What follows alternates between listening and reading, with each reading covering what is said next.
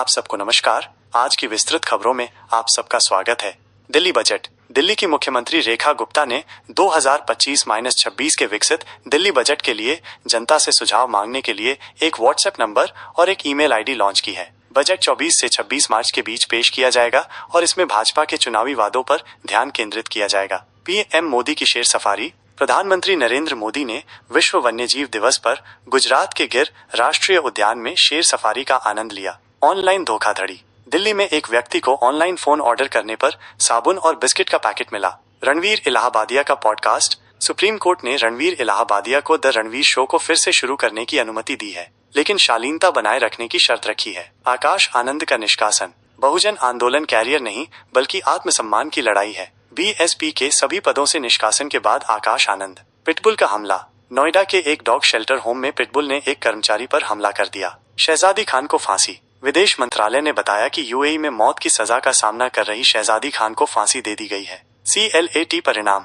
दिल्ली उच्च न्यायालय ने CLAT 2025 के परिणामों को चुनौती देने वाली याचिकाओं को 7 अप्रैल के लिए सूचीबद्ध किया है। APSSC admit card. Andhra Pradesh में APSSC परीक्षाओं के लिए एडमिट कार्ड जारी कर दिए गए हैं।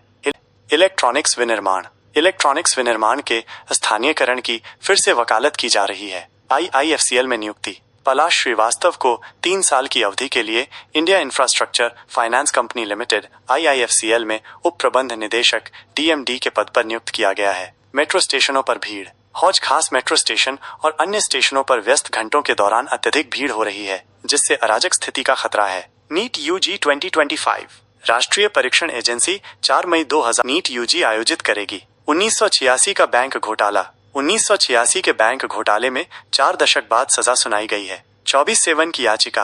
24/7 ने ट्रेडमार्क को लेकर गॉडफ्रे फिलिप्स के खिलाफ दिल्ली उच्च न्यायालय में अवमानना याचिका दायर की है। स्मार्टफोन उपयोग पर उच्च न्यायालय। दिल्ली उच्च न्यायालय ने कहा है कि स्कूल जाने वाले छात्रों द्वारा स्मार्टफोन के उपयोग पर पूर्ण प्रतिबंध एक अवांछनीय और अव्यावहारिक दृष्टिकोण है। निवा बुपा हेल्थ इंश्योरेंस। दिल्ली उच्च न्यायालय ने निवा बुपा हेल्थ इंश्योरेंस कंपनी के गोपनीय डेटा को प्रकाशित करने से अज्ञात संस्थाओं को रोका है।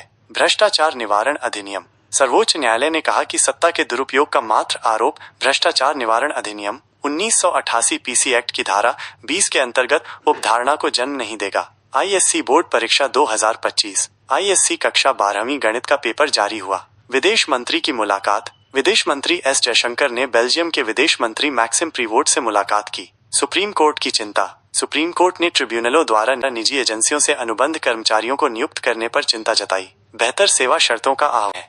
रणवीर इलाहाबादिया विवाद। सुप्रीम कोर्ट ने केंद्र सरकार से ऐसे कार्यक्रमों के प्रसारण को रोकने के उपाय सुझाने को कहा है जो समाज के मानदंडों के लिए स्वीकार्य नहीं है। कोर्ट ने यूट्यूबर और उनके शो की आलोचना करते हुए कहा कि हास्य की आड़ में गंदी भाषा का इस्तेमाल करना प्रतिभा नहीं है। BR अम्बेडकर विश्वविद्यालय मामला। विश्वविद्यालय ने करमपुरा परिसर में छात्रा के उत्पीड़न मामले की जांच के आदेश दिए हैं। छात्रा ने आत्महत्या करने की कोशिश की है। दिल्ली में ड्राई डे। दिल्ली सरकार ने 14 मार्च होली और 31 मार्च ईद उल फितर को ड्राई। दिल्ली विधानसभा सत्र। दिल्ली विधानसभा का सत्र 3 मार्च तक बढ़ाया गया है। सत्र में CAG रिपोर्ट पर चर्चा हो रही है। सदन में हंगामे के कारण विधायकों को चेतावनी दी गई है। विधायकों ने एक दूसरे पर भ्रष्टाचार के आरोप लगाए। महिला पहलवानों का मामला। दिल्ली की राउज एवेन्यू कोर्ट में यौन शोषण मामले में सुनवाई होगी। दिल्ली का मौसम। आज तापमान में उतार चढ़ाव रहेगा। न्यूनतम तापमान 14 डिग्री सेल्सियस और अधिकतम 28 डिग्री सेल्सियस तक रह सकता है। कल तापमान में वृद्धि होने का अनुमान है।